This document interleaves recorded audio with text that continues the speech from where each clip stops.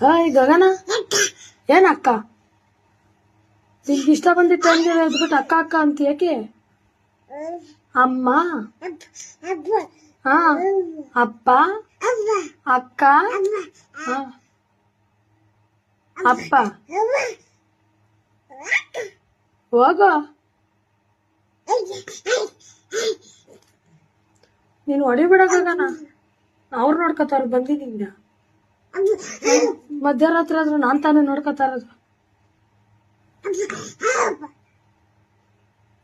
ಹಾ, ಮಧ್ಯರಾತ್ರಿ ನಾನ್ ತಾನೇ ಎದ್ ನೋಡ್ಕೊತಾ ಇರೋದು.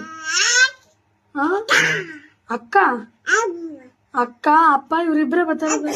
ಅಮ್ಮನೇ ಅನ್ನ. ವಾ, ಏನಪ್ಪ ಗಗನ?